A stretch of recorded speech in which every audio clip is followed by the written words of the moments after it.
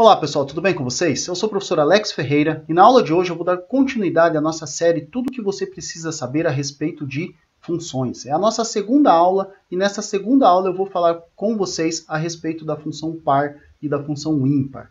Tá? Então, a partir desta aula você vai saber tudo o que precisa saber sobre a função par e a função ímpar. Bora lá então? Eu começo definindo aqui para vocês a função par como uma função de A para B, né? E coloco que ela é par se para todo x do domínio dessa função, a f de x é igual a menos f de x. Ou seja, a imagem de um elemento é igual à imagem do seu oposto, certo? Então, sempre que isso acontecer, a função vai ser par. Então, trago aqui para vocês uns exemplos. Ó. Vejam que a função f de x igual a x² mais 1 é par. Por quê?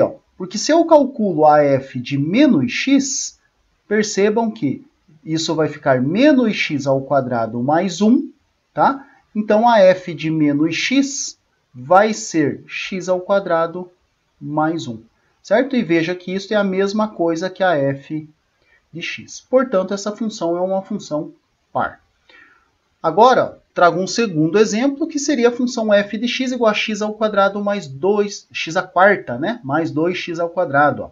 Então, vejam que a f de menos x, nesse caso, vai ser aqui menos x² mais o 2 vezes o menos x². Como os expoentes aqui são pares, né? Vejam que a f de menos x vai ficar x² mais 2x² também, que é igual a f de x.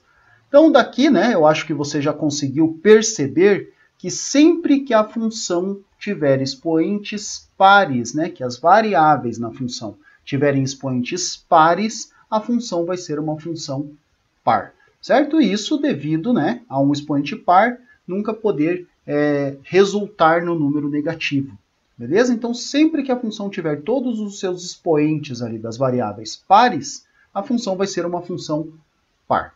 Fechou, né? Veja que assim você tem um método muito bacana para identificar uma função par. Trouxe aqui para você de exemplo, ó. Veja que essa f de x, portanto, né, de acordo com o que a gente acabou de conversar, ela vai ser uma função par, ó, porque vejam que todos os expoentes são pares.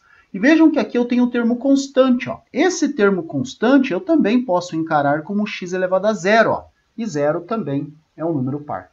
Ok? Então, a função par pode ter esse termo constante aqui. Tá? Por quê? Porque eu admito ele como x elevado a zero. Então, neste caso, ó, veja que se eu calculo a f de menos x, vejam que isso não vai fazer muita diferença, porque o expoente da variável sempre vai ser um número par. Ó. Então, vai ficar menos 3 vezes menos x² mais 2 vezes o menos x² mais 1. Tá? E aqui vai ficar 5x à sexta menos 3x à quarta mais o 2x² mais 1, certo? E isso aqui é exatamente a função f de x que eu tinha colocado para vocês ali em cima. Então, né, colocando aqui, ó, vejam que a função f de x vai ser igual à função f de menos x. Ó, tá? E, portanto, a função será uma função par. Ok? Então, atento à definição, função par quando f de menos x igual a f de x. Continuando aqui agora, eu trago para vocês que o gráfico de uma função par é simétrico em relação ao eixo das ordenadas. Então, estou trazendo mais uma forma de você identificar aí a paridade da função. Então, se a função é par, o seu gráfico é simétrico em relação ao eixo das ordenadas, ao eixo y. Então, trouxe aqui, por exemplo, ó, esta parábola, né? Essa parábola aí é dada pela função x² menos 2. Vejam que, pelo que a gente conversou, ali, ó, todos os expoentes pares, então é uma função par, certo? Esse 2 aqui eu posso entender como 2 vezes x elevado a zero, ok? E vejam que se eu pegar um ponto qualquer aqui dessa função, ó, esse ponto vai ser simétrico em relação ao eixo das ordenadas, ao eixo y. Então, esse eixo y aqui, ele funciona como um eixo de simetria da função. Ok?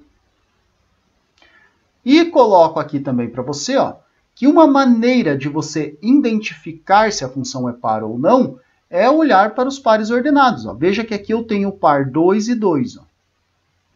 Tá? Aqui eu vou ter o par menos 2 e 2. Ó. Então vejam que toda função par, os pontos do seu gráfico, né, eles obedecem essa relação. Ó. Se o xy pertence à função, o menos x e o y também pertencem. Certo? Isso sempre, para qualquer menos x e qualquer menos y. Se você pega aqui, por exemplo, ó, né, qualquer x e qualquer y. Menos 1 e 1. Ó. Tá? Então, veja que se x for 1, vai dar menos 1. Certo? Então, aqui eu tenho o 1 e o menos 1. Ó. E vejam que aqui eu vou ter o menos 1 e o 1. Menos 1.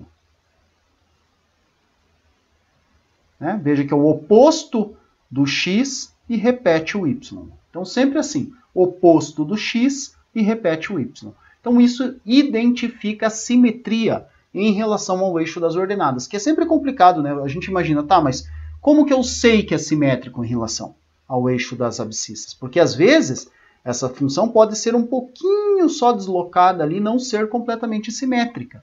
Então, uma maneira de você testar, né, uma maneira algébrica de você verificar essa simetria, é olhando para essas coordenadas do ponto. Ok? Então, lembrem lá, ó, função par, gráfico simétrico ao eixo das ordenadas. Sempre, em todo o seu domínio. Isso não pode acontecer só num pedaço da função. Tem que ser em todo o domínio. Tá? E o gráfico é simétrico quando o x e o y pertencem ao gráfico da função e o menos x e o y também pertencem. Ok? Continuando, eu trago para vocês aqui mais alguns exemplos de gráficos de funções pares. Veja que eu trago aqui a função cosseno de x. Vai ser uma função que vocês vão estudar bastante ainda quando o assunto for trigonometria. Então, daqui eu já posso tirar que cosseno de menos x é igual a cosseno de x, ó, que é uma relação métrica que a gente usa bastante também. Ó.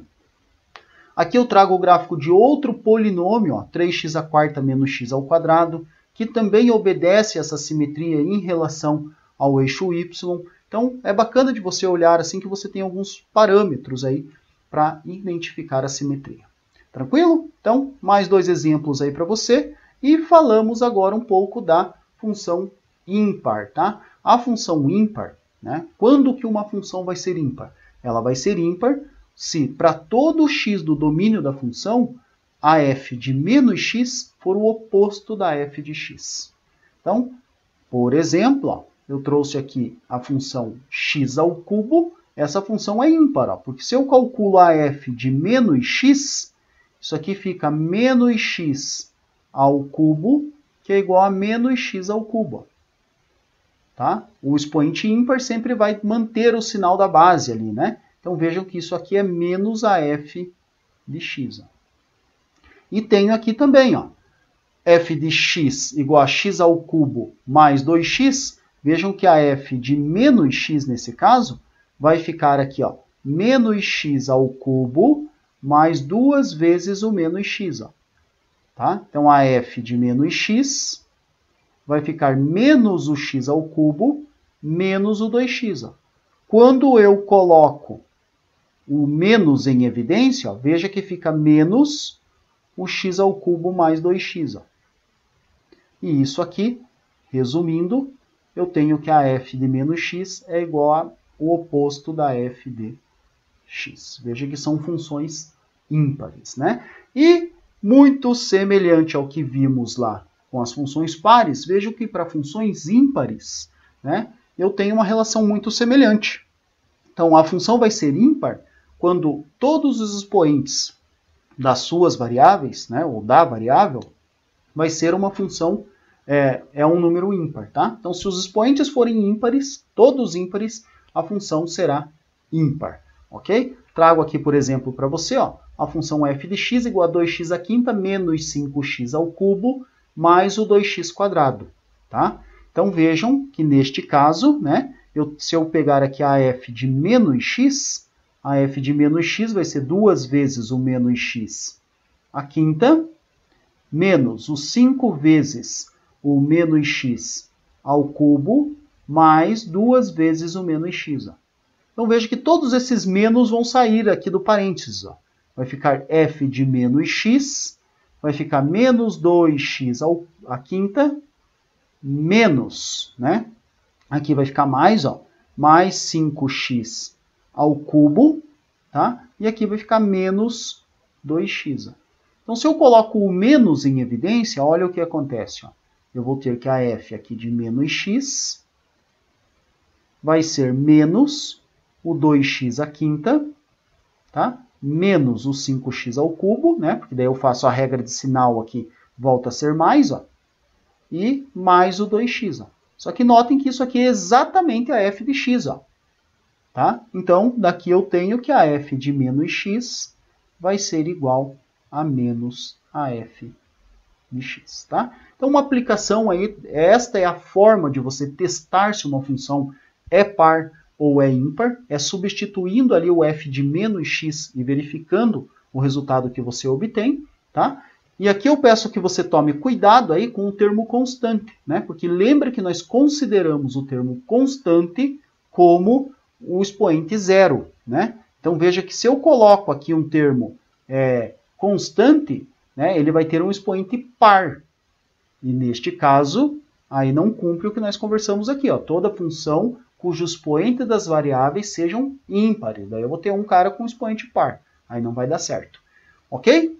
Então, fechou, né? Ó, se a f de menos x for igual a menos f de x, função ímpar. E como é que fica o gráfico, né? Este gráfico ele vai ficar simétrico em relação à origem. Essa simetria em relação à origem é uma coisa meio ruim de você definir, né? Então vamos tentar deixar aqui o mais claro possível o que é um gráfico, o que significa um gráfico ser simétrico em relação à origem. Vamos lá? Então vejam aqui, ó, que eu tenho a função seno de x, tá? Essa função é a função seno, e a função seno é uma função ímpar. Então, já veja que você já pode aqui, né, concluir que a seno de menos x vai ser menos seno de x. Ó. Tá? Uma relação trigonométrica importante lá também. Ó. E vejam que acontece essa simetria em relação à origem. Simetria em relação à origem, pessoal, vocês podem pensar assim, ó, o que acontece no primeiro quadrante vai acontecer no terceiro invertido. Tá? É isso que é uma simetria em relação à origem. Se você for pensar em termos de quadrante, tá? Ó, o que acontece no segundo quadrante vai acontecer no terceiro invertido. Sempre vai ter essa relação aí, tá? Vai inverter os quadrantes de acordo com a diagonal ali, beleza? Na diagonal, ó. Eu trouxe aqui para vocês o gráfico ó, de uma função ímpar, bem bacana, porque ele ocupa os 4 quadrantes, tá? Então veja que realmente acontece, ó. O que está aqui no segundo quadrante, ó, aqui está invertido, ó. E aconteceu exatamente e está invertido. Olha o que está aqui no primeiro quadrante, ó, pega do 2 ali e sobe, ó, pega do 2 ali e desce, ó. Então acontece invertido. Então essa é uma das formas de você identificar que o gráfico de uma função é simétrico em relação à origem, tá? É uma forma bacana, uma forma simples, fácil, né? E você tem que lembrar também que a função ela deve ser simétrica em todo o seu domínio, não é só num pedaço, ok? Bom, e também, né, você pode olhar aqui para os pontos, ó, e identificar que uma função é simétrica em relação à origem quando o ponto xy pertence ao gráfico e o oposto desse ponto também pertence. Ó. Então vejam que se aqui eu tenho ó, um cara de coordenadas x e menos y, vejam que lá em cima ó, eu vou ter um cara de coordenadas menos x mais y. Por que mais y? Porque é o oposto. Ó. Veja que eu estou falando aqui o oposto do x, oposto do y. Oposto do x, menos x. Oposto do menos y, mais y. O mesmo vai acontecer aqui. Ó. Se eu pego, por exemplo, um ponto aqui. Ó. Esse ponto aqui ele tem coordenadas ó, A e B, positivas. Ó. Aqui, o ponto vai ter coordenadas menos A e menos B, ó, o oposto das duas coordenadas que estão lá em cima. certo? Então essa é uma outra maneira de você identificar a simetria em relação à origem, tá? Então, ou pelos quadrantes ou pelas coordenadas dos pontos da função. Beleza? Então veja que não tem mais como errar o que é uma função par, o que é uma função ímpar. Você tem uma forma algébrica de identificar esses tipos de funções e tem uma forma geométrica de identificá-las também, certo? E eu trago aqui também para você tomar cuidado, porque uma função ela pode não ser par e pode não ser ímpar. Tá? Não é igual números inteiros, por exemplo, que tem os pares e os ímpares e acabou. Né? Ou é par, né? Se não é par, é ímpar. Isso não acontece nas funções, certo? Nas funções eu tenho funções pares, funções ímpares e funções que não são nem par e nem ímpar. Então, um exemplo aí de uma função que não é nem par e nem ímpar, né, você pode ter aqui a função f de x igual a 3x² menos x. Essa função não é nem par e não é nem ímpar. Veja que um expoente é par, o outro é ímpar. Certo? Então, quando a função é polinomial, é fácil de identificar uma função par e uma função ímpar. O problema são as outras funções que você tem que saber, conhecer as propriedades, né? Mas a função polinomial é bem tranquila.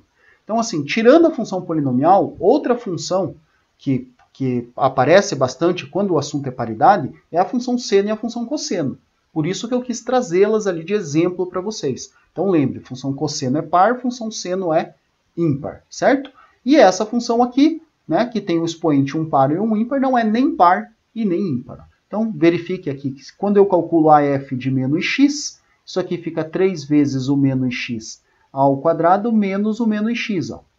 Então, isso aqui vai ficar a f de menos x, vai ficar 3x ao quadrado mais x. Ó. Veja que é diferente da f de x. Ó, tá?